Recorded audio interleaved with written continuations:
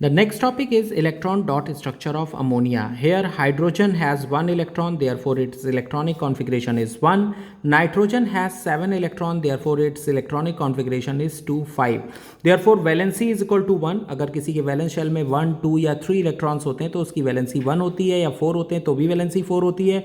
But अगर 5 6 7 8 होते हैं तो number of 8 minus number of valence electron, यानी 5 को माइनस कर देंगे तो दैट इज वैलेंसी 3. इसका मतलब nitrogen can form 3 bonds and hydrogen can form 1 bonds.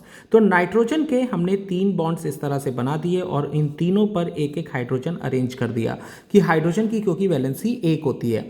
अब अगर हम इसका इलेक्ट्रॉन डॉट स्ट्रक्चर बनाएं जो कि लुईस के द्वारा दिया गया है, इसको लुईस इलेक्ट्रॉन डॉट स्ट्रक्चर भी कहते हैं. यहां पर हो गया नाइट्रोजन, ये हाइड्रोजन, हाइड्रोजन एंड हाइड्रोजन.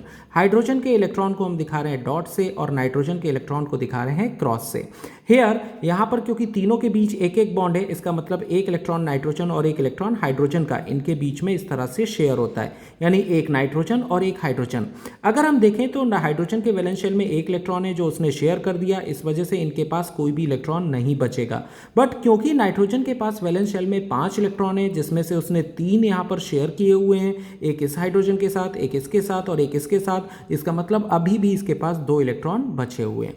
अगर हम नाइट्रोजन का सर्किल देखेंगे तो आपको यहाँ 8 इलेक्ट्रॉन्स दिखाई देंगे इसके पूरे सर्किल में. इसका मतलब इसका ऑक्टेट पूरा हो गया है, यानी ये अपने नोबल गैस जैसे कॉन्फ़िगरेशन को शो कर रहा है. और हाइड्रोजन का यहाँ पर डुप्लेट पूरा हो जाता है और जो कि एक हीलियम जैसा स्ट्रक्चर है, यानी एक नोबल गैस है, उसकी तरह अपना स्ट्रक्चर एक्वायर कर लेता है by having 2 electron in its valence shell after bonding.